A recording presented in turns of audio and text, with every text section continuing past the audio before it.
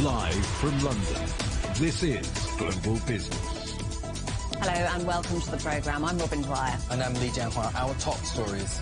NVIDIA says artificial intelligence is at a tipping point. Stocks surge and the world's most valuable chip maker reports record revenue.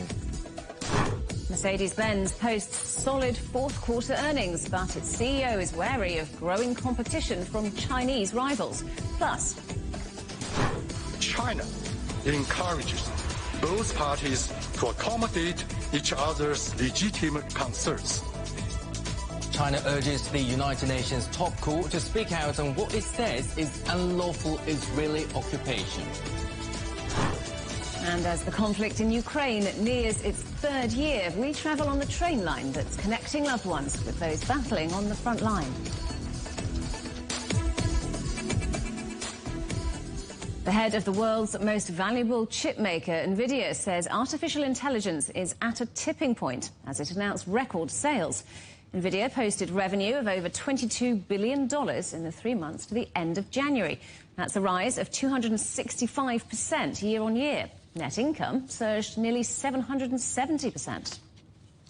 NVIDIA chips are used to train large AI models, such as those developed by Microsoft and Meta. Our correspondent John Territ is at the New York Stock Exchange. John, so NVIDIA didn't disappoint investors for sure.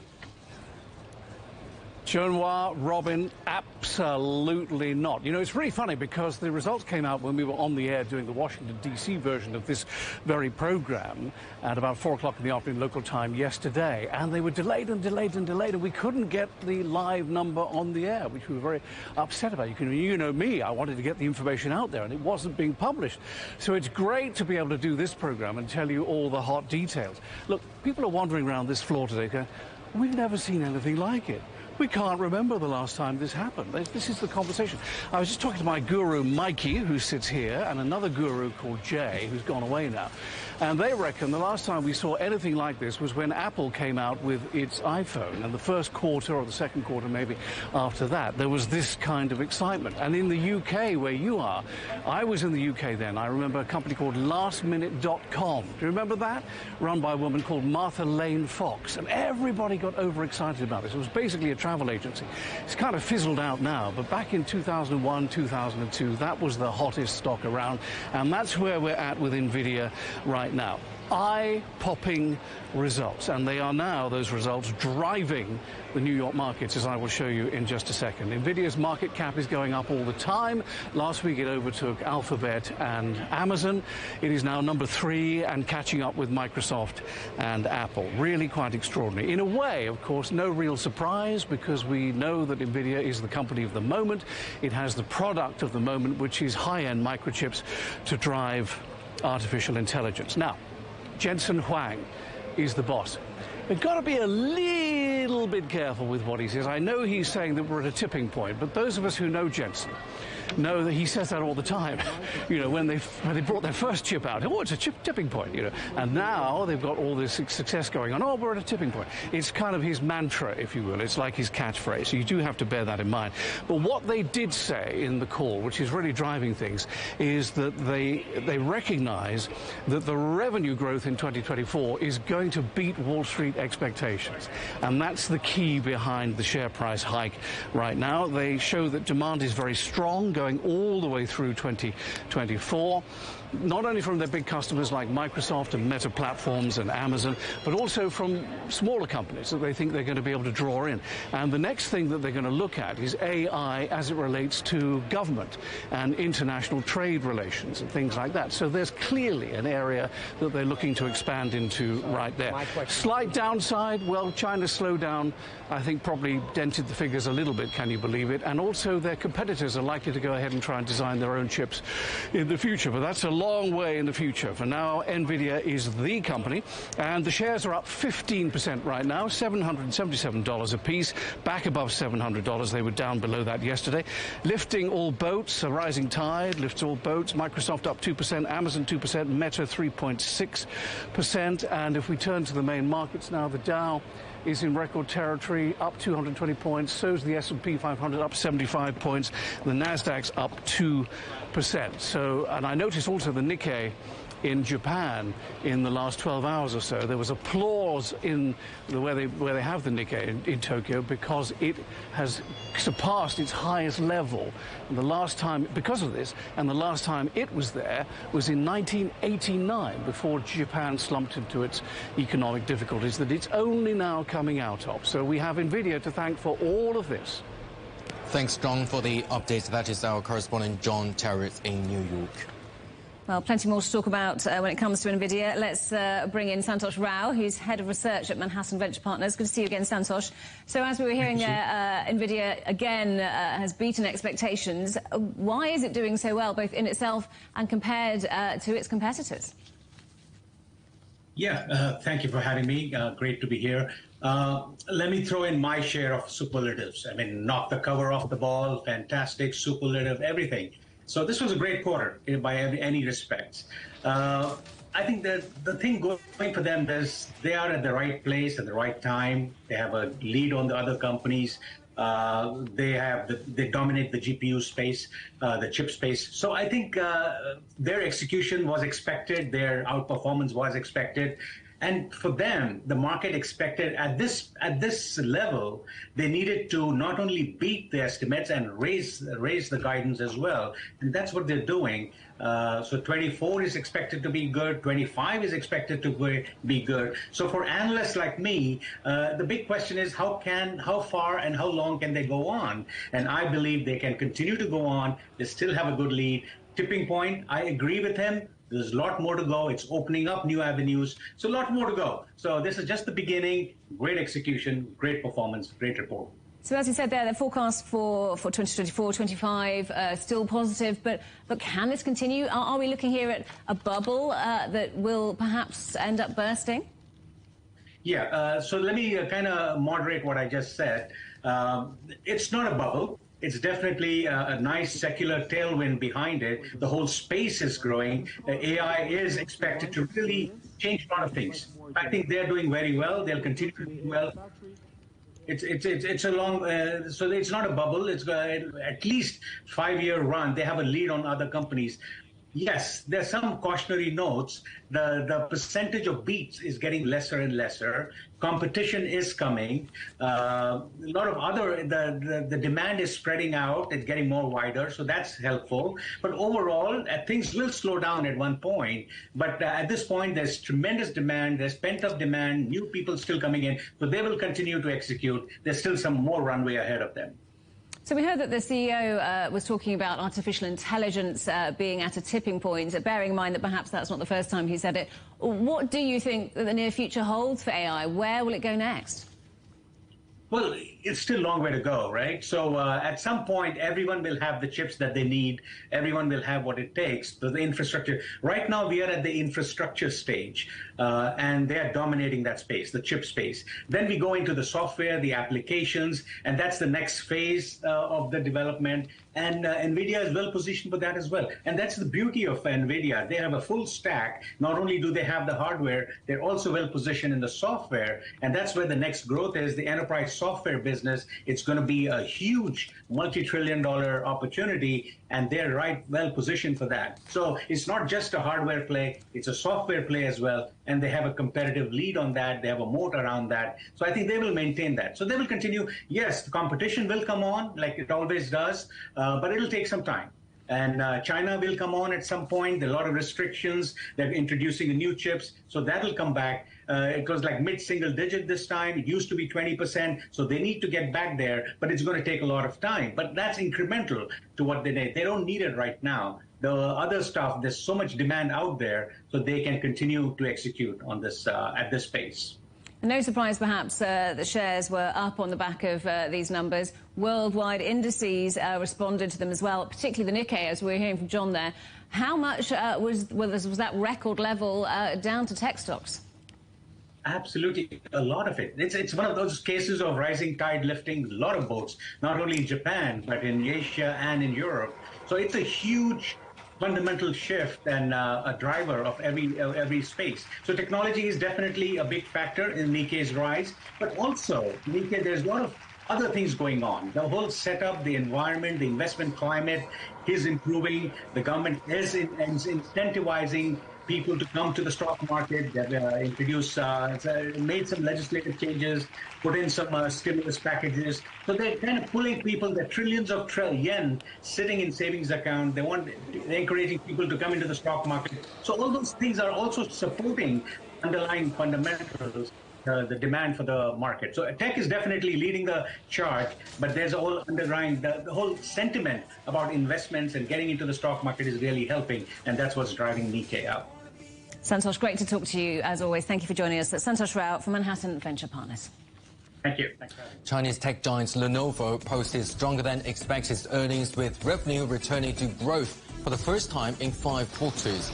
The world's largest manufacturer of computer products has seen business stall after the end of COVID lockdown, which had boosted sales to customers stuck at home.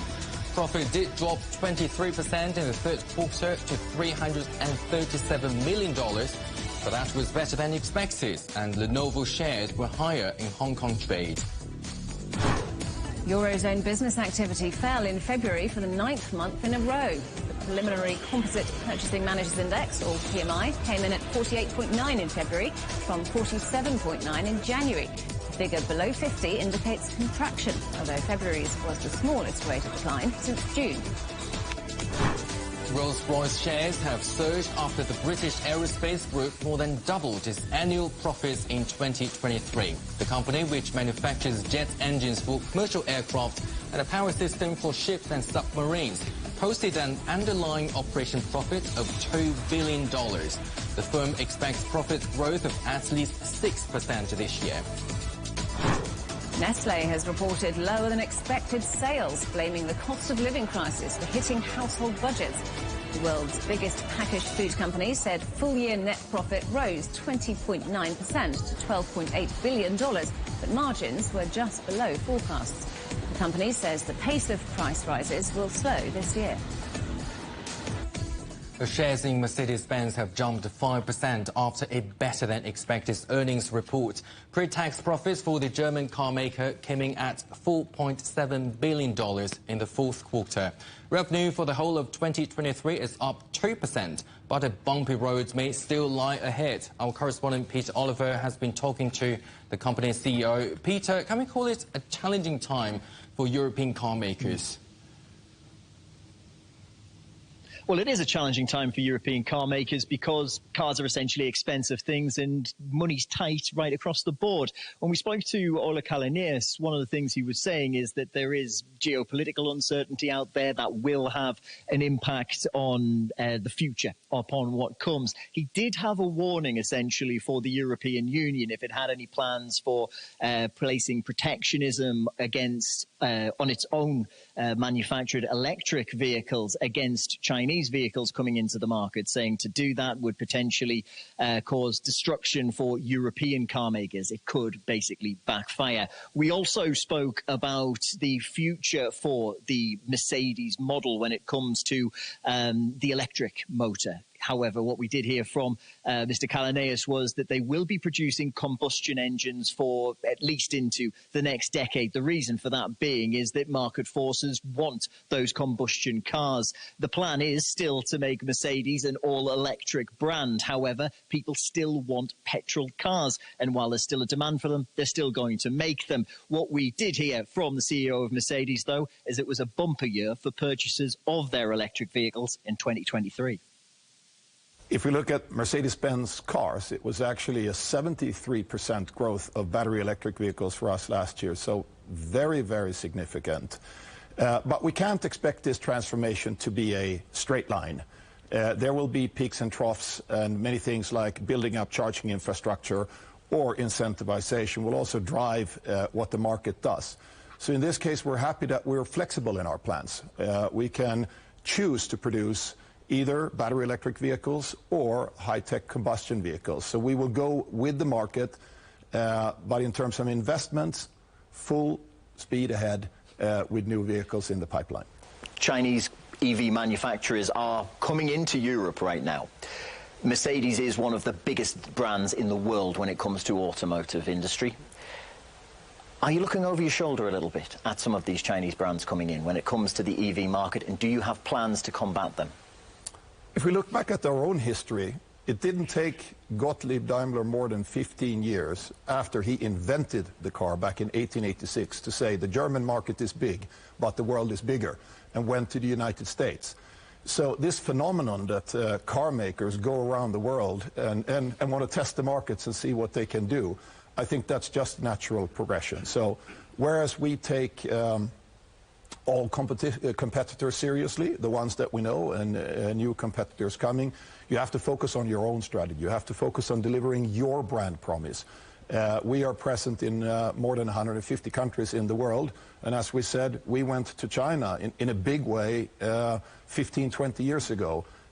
So we will focus on exploiting growth for Mercedes in every market in the world.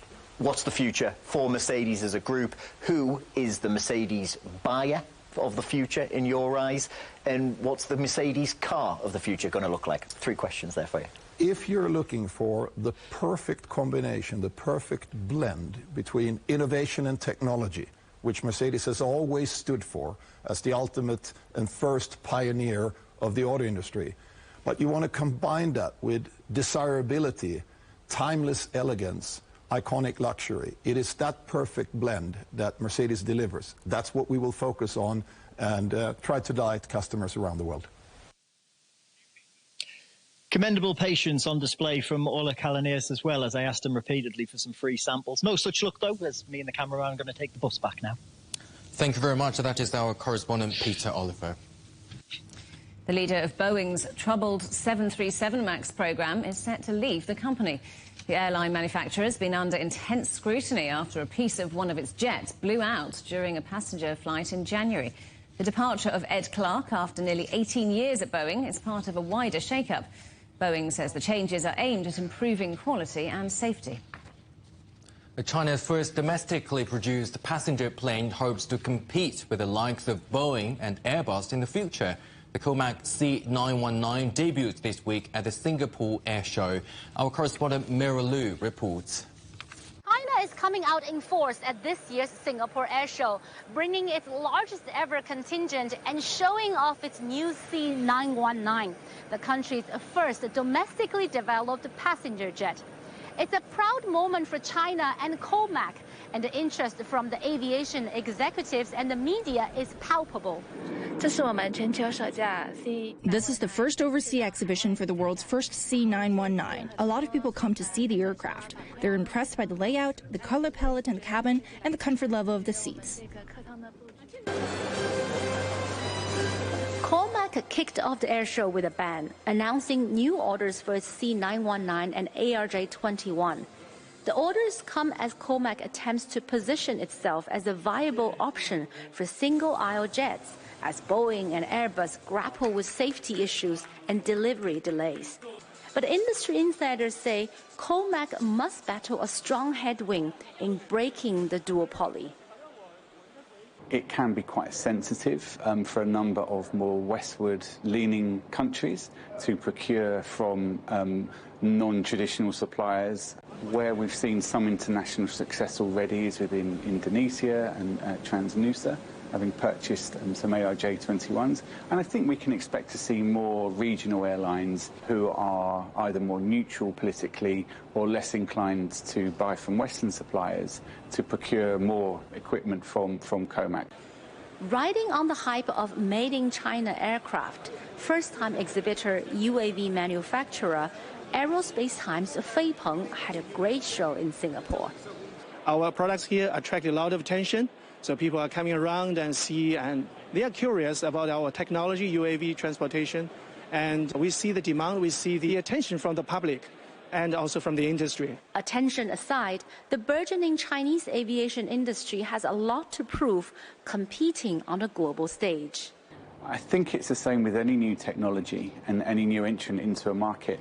It's just proving the quality, proving that the relationship between cost, delivery, aftermarket care, the entire ecosystem of the technology of the aircraft is robust, it's trustworthy, suppliers and the supply chain is durable. The good news is more people are set to fly. The IATA is expecting 4.7 billion people to travel this year, a historic high that is 4% above 2019. Competition will be fierce, but in the space of commercial aviation, the sky's the limit. Miro Lu, CGTN, Singapore. You're watching CGTN, still ahead. Israeli attacks destroyed dozens of homes in Gaza's city of Rafah as diplomatic efforts intensify to prevent a ground assault.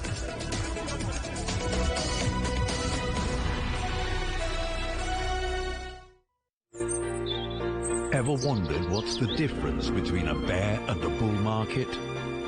Where are the cash cows? And who are the lame ducks? And what exactly are black swans? Grey rhinos? And unicorn companies?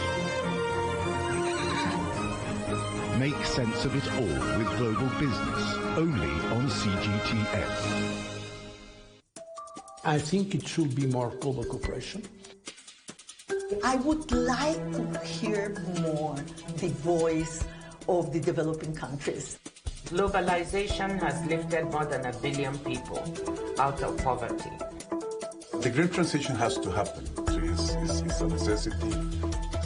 Well, China and the United States are important powers in the world. What unites us is much more than what divides us. And I believe China is committed to this agenda. Join me, Juliet Mann, to set the agenda at these times every weekend on CGTN.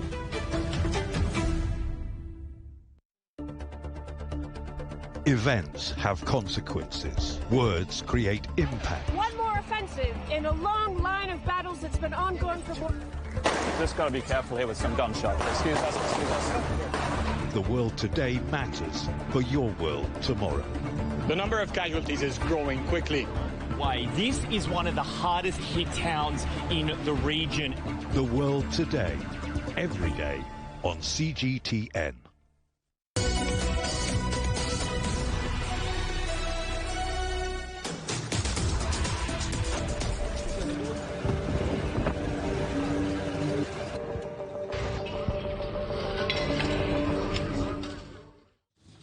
Hello, welcome back.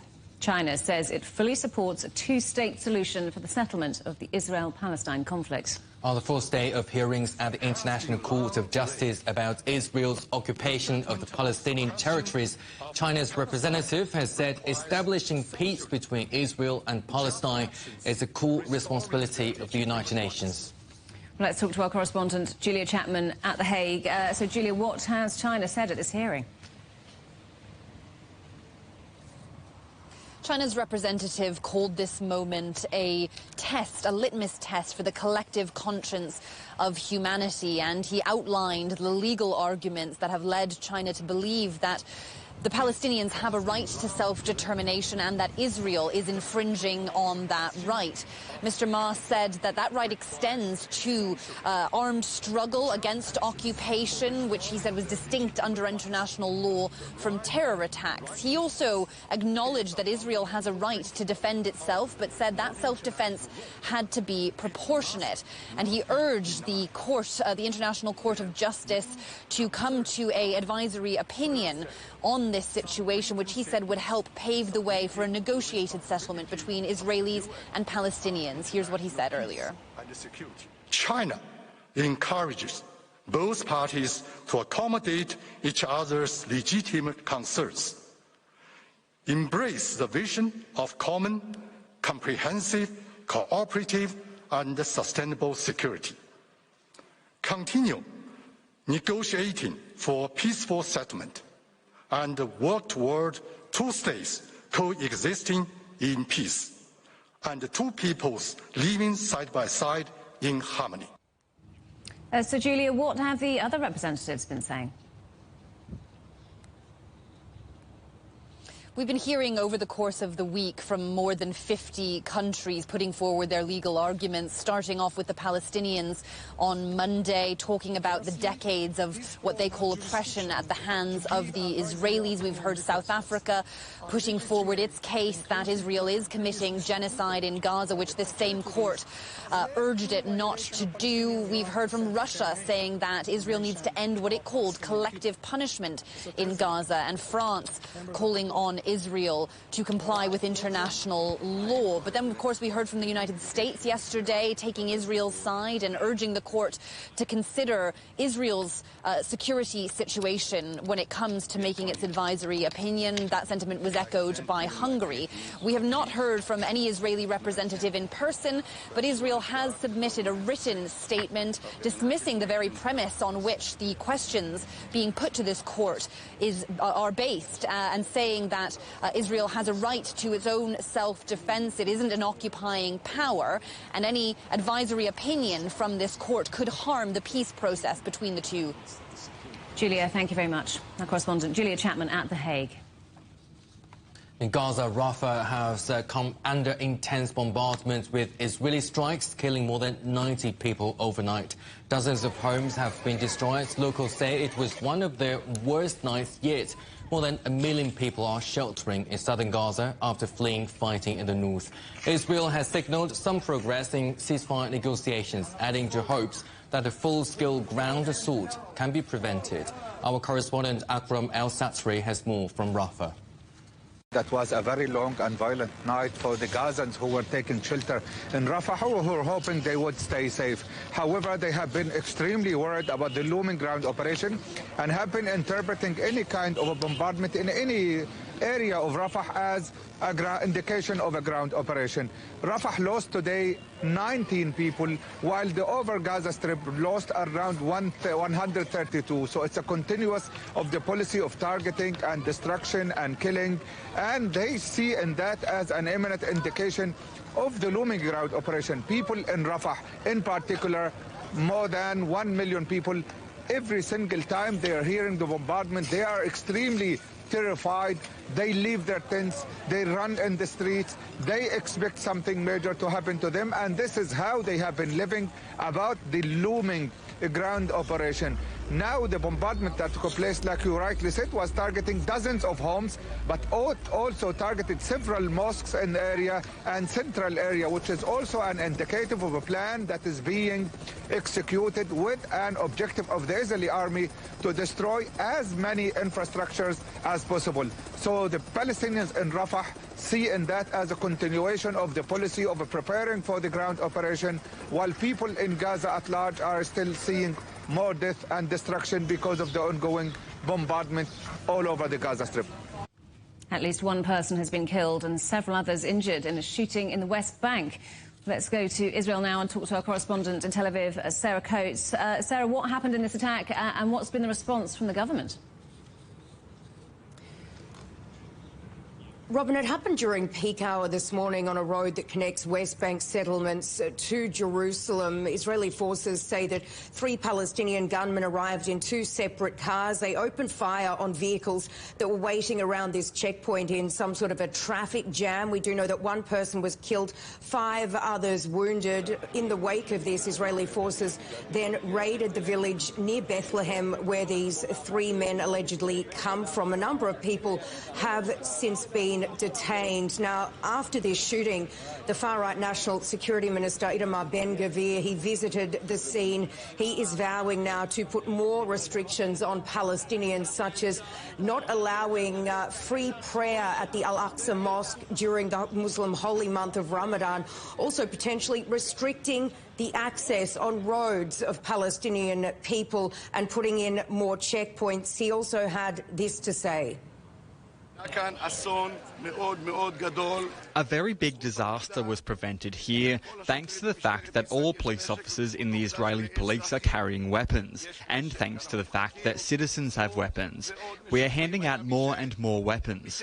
I was criticised for this policy 6 months ago, but I think that today everyone understands that weapons save lives. I remind you that 6 months ago I said clearly that the right to life outweighs the right to freedom of movement of residents of the Palestinian Authority. The far-right finance minister, Bezalel Smotrich, he's also weighing in, calling on Benjamin Netanyahu, the Prime Minister, to immediately approve additional housing unit plans for the West Bank settlements. And there seems to possibly be some progress on ceasefire negotiations. What have we heard from Israeli leaders? Certainly seems that way. The Defence Minister, Yoav Gallant, he's just held a meeting with the US Mideast envoy, Brett McGurk. He has told him that we will expand the authority given to these hostage negotiators. And it is being reported in Hebrew media that Israeli officials are watching these talks in Cairo extremely closely. And if there is some sort of a softening on Hamas's position, then an Israeli delegation that includes the Mossad chief David Barnea will be sent to Paris tomorrow to kick off these talks once again with the Qatari Prime Minister, Egypt's spy chief, and the CIA Director, Bill Burns. This is the same type of talks that we saw a couple of months ago that saw these other hostages released. Still no confirmation on that, Israeli officials remaining extremely tight-lipped, but we do know that this Mideast envoy McGurk, he's now meeting with the Prime Minister Benjamin Netanyahu for talks on this exact topic to get these hostages home. He'll also be pressing Israel and the Prime Minister on this potential operation inside Rafah, and there will be a War Cabinet meeting held a little later this evening. Sarah, thank you very much. Our correspondent Sarah Coates in Tel Aviv. Diplomatic efforts to secure a ceasefire and prevent a full-scale Israeli assault in Rafah are intensifying. Thomas Pickering is a former U.S. ambassador to the United Nations, Jordan and Israel. Current situation in Gaza, of course, is horrific. The number of deaths on both sides, but particularly the extraordinary number of Palestinians killed in the fighting in Gaza is something that obviously the world community should be totally concerned about and working hard to try to stop the slaughter and find ways on the path toward a peaceful solution to the long-standing issue between Israel and the Palestinians. And the United States has vetoed calls for immediate ceasefire in Gaza 3 times already. In its latest veto on Tuesday, it said the draft resolution would jeopardize the sensitive negotiations on the captives taken by Hamas and other armed groups. So how is the US-led resolution fundamentally different from the one put forward by Algeria? The U.S. explained that its concern was that the question of dealing with the hostages was not included in the Algerian resolution. I believe that it has attempted to try to include in its proposed draft that particular issue, as well as serious and deep cautions to Prime Minister Netanyahu about going into Rafah without a very significant and well-thought-out plan to protect the civilians, something that appears to have been lacking up until now. And do you think behind this is because the U.S. thinks that it should lead the talks?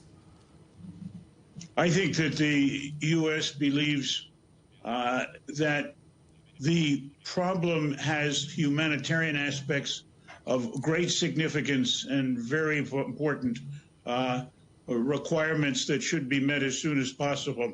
That secondly, it is very important to move a process ahead which can then be evolved into something that American administrations have been seeking off and on for 30 or 40 years, which is a peaceful negotiated solution leading to 2 states, a state of Israel and a state of Palestine, living in peace under the broadest kind of international support and guarantees. And do you think Israeli Prime Minister Benjamin Netanyahu will heed U.S. calls to halt his plans for Rafah offensive? It's an excellent question, and so far he's been very negative on this subject. It doesn't mean that we have seen the end of the process. Hopefully that President Biden, whose policy is, I've watched closely, evolved over the last 3 months, is now seeking, I believe, a much more robust position with respect to how and in what way the resolution of this tragic and catastrophic situation can be achieved. And hopefully he will be able further to strengthen the U.S. commitment in that direction. I don't know whether they will submit their resolution to the Council or not, but it has within it, if I could call it, the beginnings of a capacity to make real progress. The UK Parliament has descended into chaos over a vote on a ceasefire in Gaza.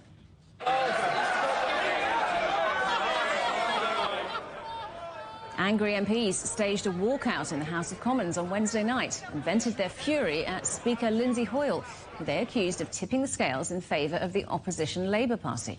More than 60 MPs now say they have no confidence in the Speaker, who has since apologised. The Palestinian envoy to the UK has described the scenes in Parliament as disgraceful, saying it was British politics at its lowest. Our correspondent Yola Abdawith is following the story. So, Yola, help us understand, how come arguments over a debate about Gaza and the ceasefire developed into a political row in UK Parliament? And that's why it's been criticised, and I think that's why the politicians have been criticised, including the role of Speaker in Parliament, who's supposed to be neutral, even though he happens to be a Member of Parliament for Labour in a constituency in the north of England.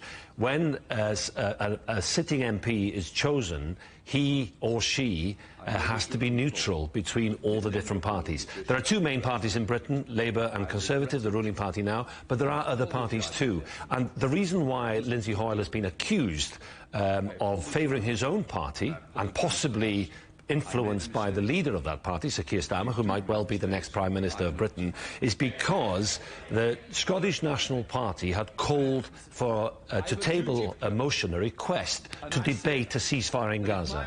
And they've been trying to do that for a while. They called that amendment. It's been a divisive argument within the two major parties.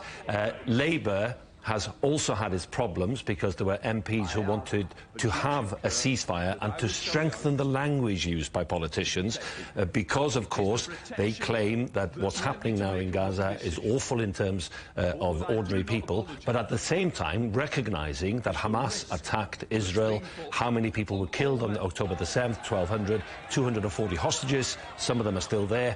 So it's the balance of language. What is seen as disgraceful and why Hussein Somlot, the Palestinian envoy for the UK, used such strong language, he said, we are seeing MPs at their very worst because they're using the crisis in Gaza for political point scoring in Britain and in Parliament. And that's why it's been accused. That's why 63 MPs want to see Lindsay Hoyle step down. They don't have any confidence in him. And I think it also, there's a stronger point here. It switches people off when they see a process like that being what they would accuse of being abused, and then people are saying, well, what are these politicians about? Are they about their own ambitions and their own careers? So how does what's happened reflect on British Parliament, as well as the current government and the party who hope to be the next government, the opposition Labour Party? Well, it doesn't reflect well on probably any of the parties if they are using politics in such a way. Now, the leader of the Scottish National Party, which is the third largest party in Parliament, he's saying, we don't have any confidence in Lindsay Hoyle. I don't think probably at the moment that he will resign or have to go because the Liberal Democrats, most of the ministers in the UK government and the Labour front bench still have support for Lindsay Hoyle. But I think there's more reflection today on why it descended into the chaos that we saw with the Conservative members of Parliament, SNP members of Parliament walking out, and then basically a Labour gerrymandered motion was accepted without a vote. And I think that point scoring has carried on today from what I've heard in Parliament. And just to give you an example how things have possibly worsened over the last few years, we've had five prime ministers in the last 5 years, which is unheard of in a long, long time in British politics. We've had Brexit, we've had COVID, we've had Partygate. Here's a list. There are 25 names on this list scandals involving members of Parliament in the last 4 years, since the last election. Boris Johnson, former Prime Minister, appears 5 times in that list for various misdemeanours and scandals. So people are saying, look, something's gone wrong with politicians, with the parties, and trust in the parties is probably ebbing. Having said that, Hoyle, the Speaker today, said, I have to think about the welfare of MPs. There are concerns about people being hostile to people on social media, trolling them and so on. 2 MPs have been killed, one in 2016 and one in 2021. So there is that care and welfare for MPs as well. But it's a very volatile, and it was a very controversial decision. Yolo, thank you very much. Our correspondent Yolo Abdavid. You're watching CGTN Still Ahead.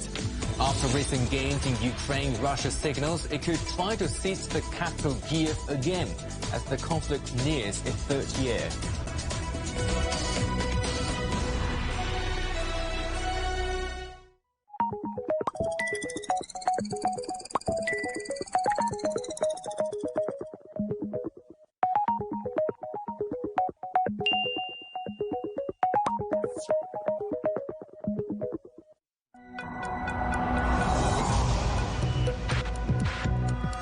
Each day, there are millions of stories. Each one can open new perspectives, new possibilities. Wherever you look, we are there. To see, discover, explore. We put the pieces together to find what really matters to you. All around the world, all around the clock. Our reporters are at home across the globe. From our headquarters in Beijing and production centers in Washington, Nairobi, and London, China Global Television Network. Stories from across the globe, reaching people across the globe. CGTN. See the difference. What do we mean when we talk about the difference?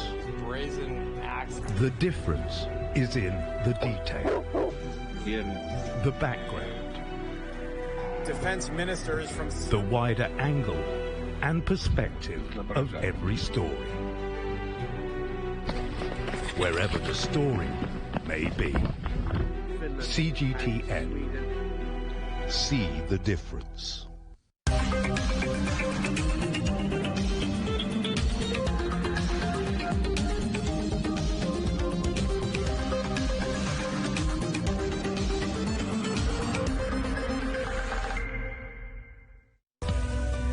We are all connected.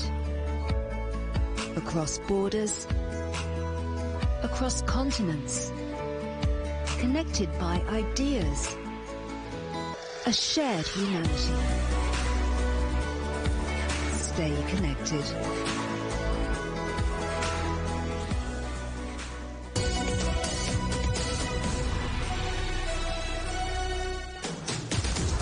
Welcome back to Global Business Europe with Robin Dwyer and Li Jianhua. The headlines again. NVIDIA says artificial intelligence is at a tipping point. Stocks surge as the world's most valuable chip maker reports record revenue. Mercedes-Benz posts solid fourth quarter earnings, but its CEO is wary of growing competition from Chinese rivals. And China urges the United Nations top court to speak out on what it says is unlawful Israeli occupation.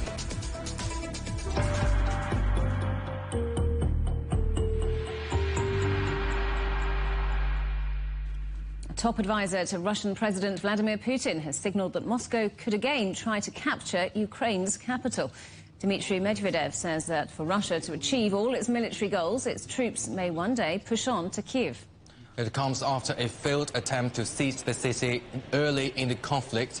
The former Russian Prime Minister and ex-president also says Moscow wants to take the Black Sea port of Odessa.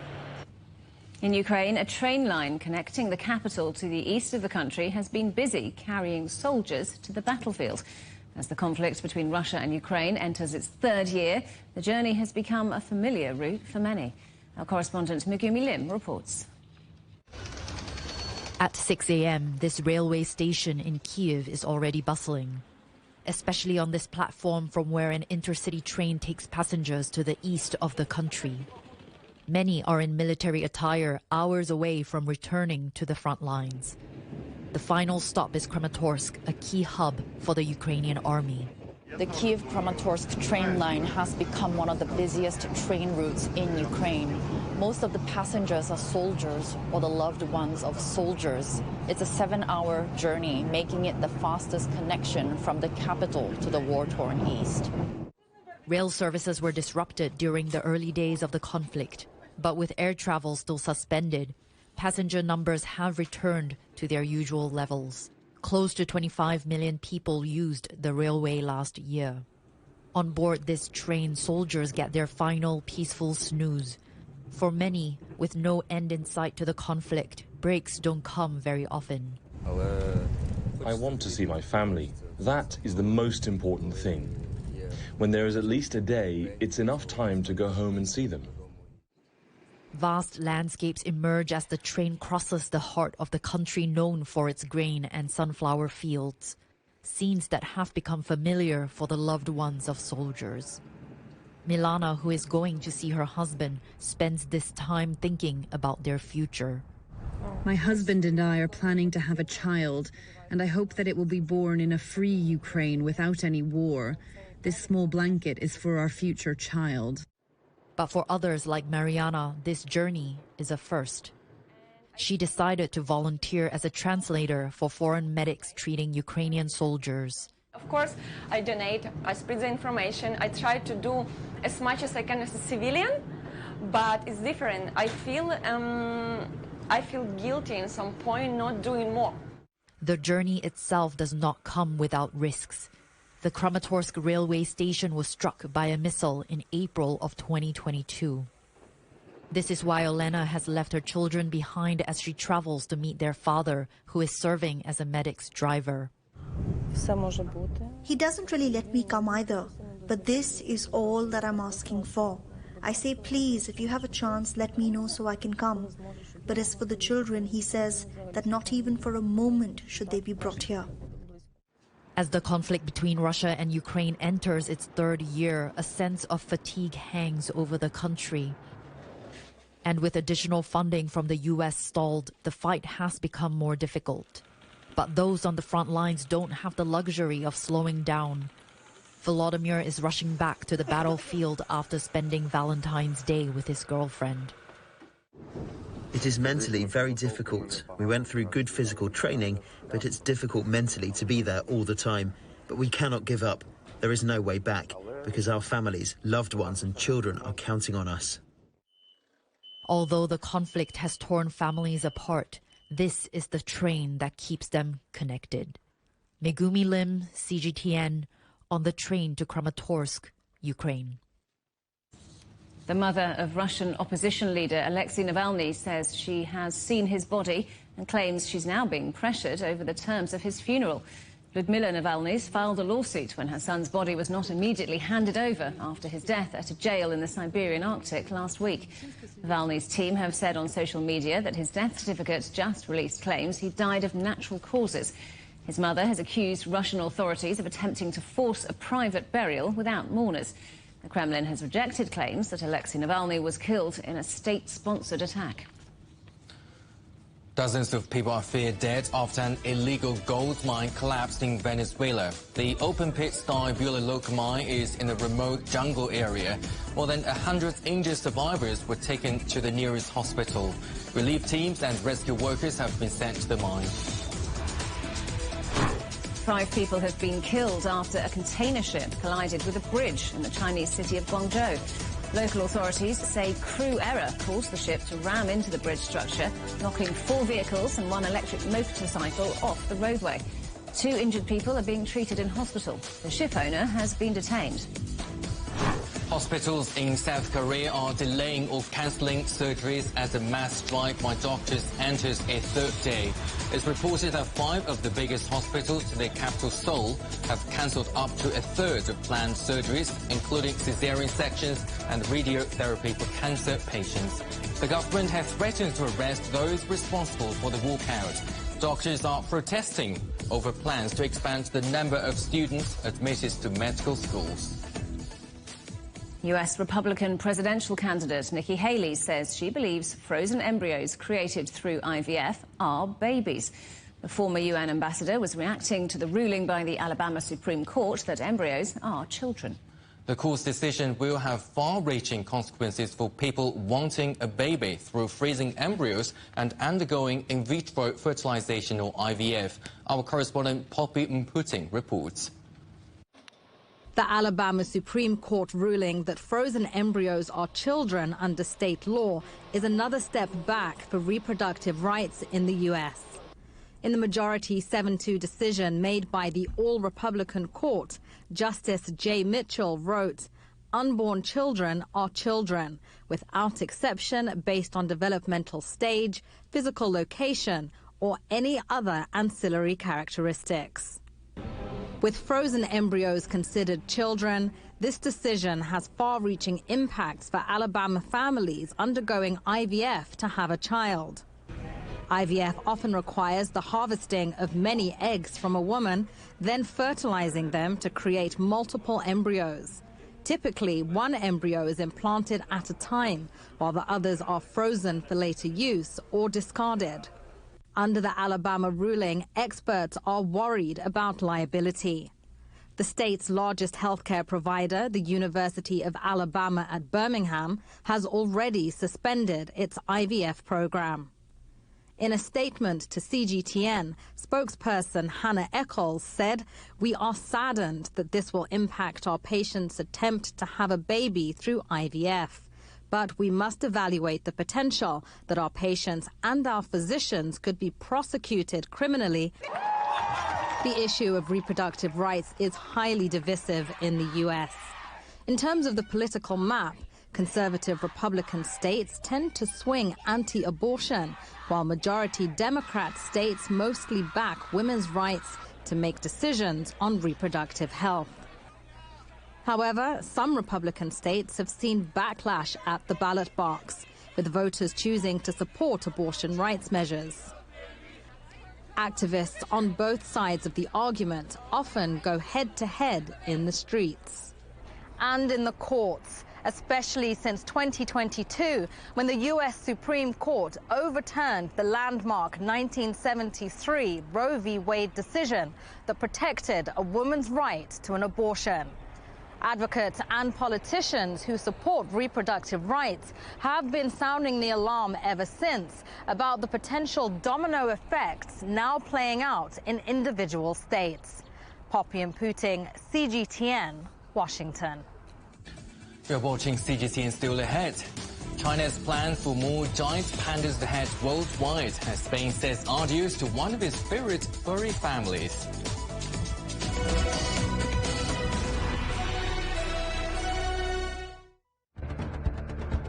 Events have consequences. Words create impact. Unprecedented scenes that we saw. The cleanup operation is now well and truly underway. Parts of southern Europe remain in a state of emergency. Context gives meaning. People make history. Far more than 1,000 people have come here today. But authorities are still on high alert. So now we've actually become the border on this road. A complex world demands a comprehensive view. But with the cleanup efforts more or less under control, the economic impact is bound to ripple across the country. There's plastic pollution everywhere. Because the world today matters for your world tomorrow. This is the living area of the crew. The focus is firmly on future technologies. Well, this is something completely different. The world today, every day on CGTN.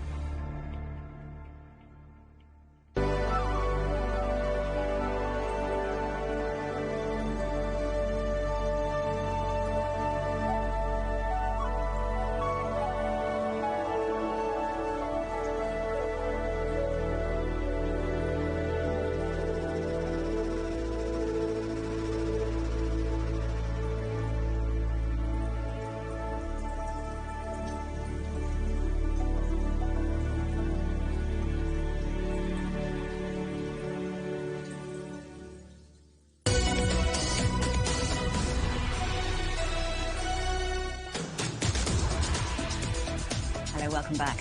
A privately owned spacecraft is on track to make history as it attempts to land on the moon after a week-long voyage.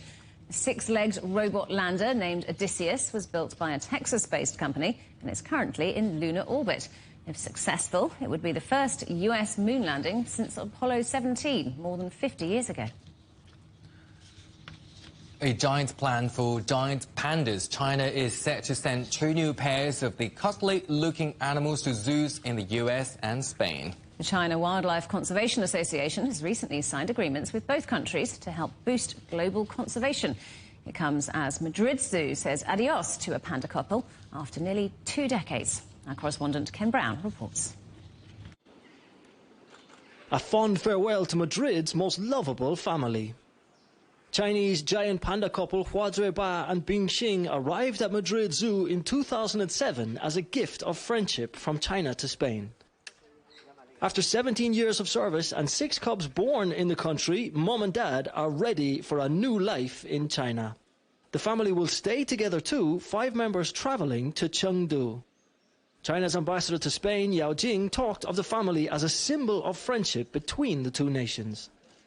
Through this joint research, through this joint protection, through these joint efforts, that we are increasing our mutual understanding. So I think that through this kind of cooperation, this kind of bond, our mutual understanding, friendship, and also mutual care about the world have been enhanced and promoted.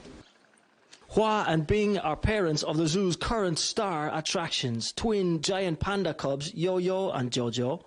But now it's time to head to the Chengdu Panda Research Center. Spain's panda lovers need not be too disappointed though, as China has promised to send a younger couple in their place.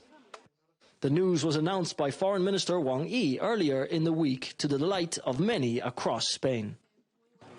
Well, it's a sad day on one hand, saying goodbye to Bing Xing and family here at the Madrid Zoo. It's also a success story in collaboration with the China Wildlife Conservation Association, and 6 new panda cubs being brought into the world.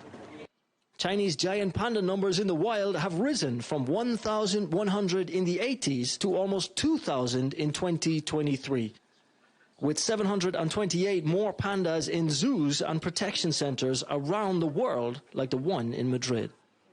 It's a species that has gone from endangered to vulnerable status. Now Madrid Zoo awaits its new arrivals with anticipation. The best could be that we are able to breed again with the young couple, and maybe we try natural mating instead artificial insemination, that it was needed here, but we hope that we breed successfully too. No farewell party would be complete without a slice of bamboo cake. The perfect retirement present. Ken Brown, CGTN, Madrid. And finally, scientists have solved one of the great mysteries of the ocean. We've long known that whales can create a haunting song-like sound underwater, and now we finally know how. The studies found that a type of whales have a special voice box which allows them to recycle air underwater and communicate with each other. And that is for Global Business Europe. Thanks for watching. There's more on all our stories at europe.cgtn.com, and do follow CGTN Europe on Facebook, Instagram and TikTok. And you can go to CGTN Europe's channel on the Telegram app or scan the QR code on the screen to get stories and updates sent direct to your phone. Coming up next on CGTN, it's Africa Live. We'll see you again tomorrow, same time, same place.